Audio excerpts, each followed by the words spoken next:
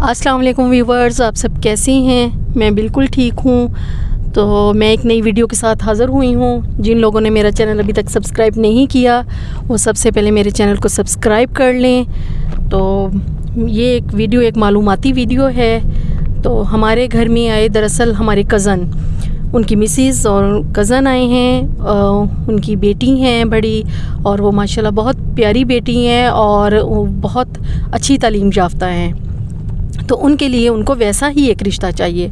आपको पता है व्यूवर्स, रिश्ते तो बहुत हैं लेकिन अच्छे रिश्ते मिलना बहुत मुश्किल है। तो हमारे घरों के पास बहुत अच्छा मैरिज ब्यूरो ऑफ़िस उन्होंने अपनी ही कोठी में बनाया हुआ है। तो हमें उसका पता है, और मेरी भांजी का रिश्ता भी उन्होंने करवाया था। तो मतलब वो फ्रॉड नहीं है। कहने का मकसद ये है कि वो फ्रॉड नहीं है। तो आजकल ये है कि लोग पैसे ले लेते हैं, जो घर में रिश्ते कराने वाली आती हैं या रिश्ते कराने वाले आते हैं, बेटियां हों या बेटे हों, सबको ही अच्छे रिश्ते चाहिए होते हैं। तो वो जो आती हैं वो पैसे तो ले लेती हैं ढेरों, लेकिन दोबारा कुछ पता ही नहीं होता वो कहाँ गायब हो जाती हैं। कोई ठिकाना नहीं उनका होता है, कोई रिश्ते भी नहीं दिखाती हैं और पैसे ले लेती हैं। इस तरह के फ़्रॉड बहुत ज़्यादा हो रहे हैं। तो लेकिन जहाँ हम जा रहे हैं वो उनके अपना घर है, और घर में ही उन्होंने अपना ऑफ़िस बना रखा है ना।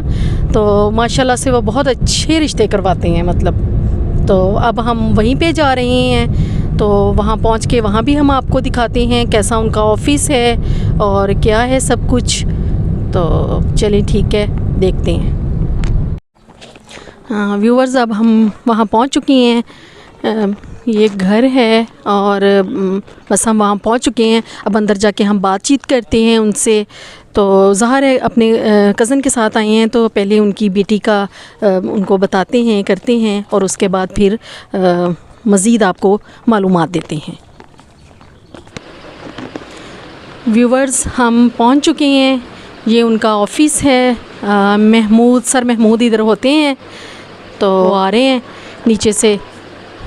तो हम उनके फिर वो ऊपर आते हैं तो मज़ीद आपको मालूमात देते हैं।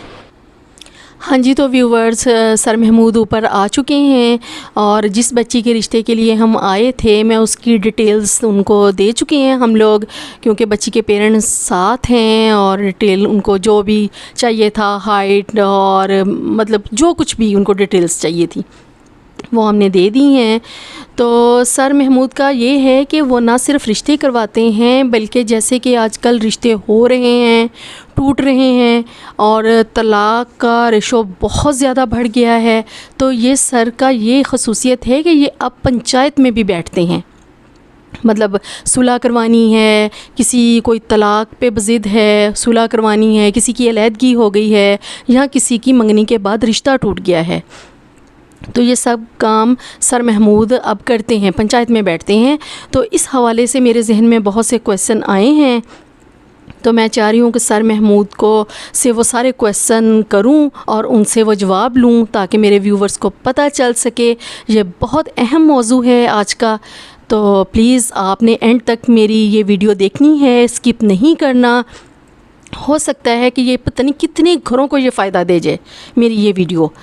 तो प्लीज़ अब सर महमूद से बात करते हैं।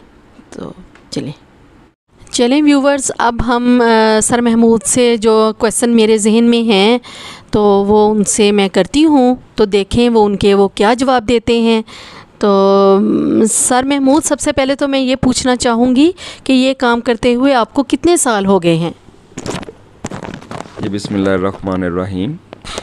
जी मुझे ये काम करते हुए तकरीबन 6 साल हो गए हैं, और ये काम मैंने इधर ही लाहौर से स्टार्ट किया था, अपने घर से ही। तो अभी भी ये मेरे घर के अंदर ही मैं काम कर रहा हूँ, ऊपर दफ्तर बनाया हुआ है। तो ये बस अल्लाह का शुक्र है। पहले मेरा तो प्रोफेशन कुछ और था। मैंने 25-30 साल जॉब की है पाकिस्तान में, दुबई में। अच्छा। तो जी एज ए चार्टर्ड अकाउंटेंट। तो अभी मैं जो है रिटायरमेंट के बाद अभी फुल टाइम यही काम कर रहा हूँ। अच्छा। ठीक है जी। तो सर, आपके जहन में ये ख्याल कैसे आया कि मैं बच्चों और बच्चियों के रिश्ते कराऊं? हाँ जी, ये एक वाक़या हुआ था। मैं दुबई की कंपनी थी, तो उन्होंने मुझे पाकिस्तान भेजा। कुछ इन्वेस्टमेंट्स करनी थी। तो मैं जब पाकिस्तान आया तो मैं ज़रा 10-15 साल बाहर रह के आया था। ठीक। और उसके पहले मैं इतना ज़्यादा बिज़ी था अपने प्रोफेशन में, तो मुझे तो सोसाइटी का पता ही नहीं था। बिल्कुल। तो मेरी एक फैमिली में ना कुछ एक कपल के दरमियान कुछ चपकलिश हो गई, तो उधर मामलात ख़राब हुए।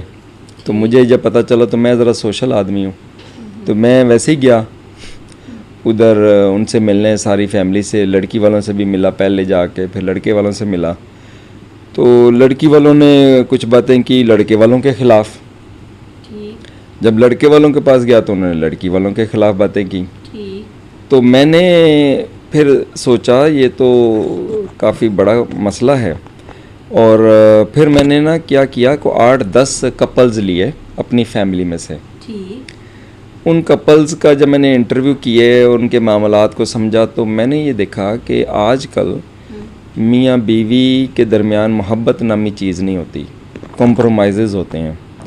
तो उनको फिर मैंने सोचा कि भाई ये काम तो इस पे बहुत ज़्यादा काम करने की ज़रूरत है, ठीक। क्योंकि माशरे में बहुत ज़्यादा प्रॉब्लम्स आ रही हैं, और ये एक ऐसा शोबा है कि ना हमारे घरों में इस पे बातचीत होती है, ना ही यूनिवर्सिटी कॉलेजेस में, ना कहीं महफ़िल में इस टॉपिक पे बात ही नहीं होती।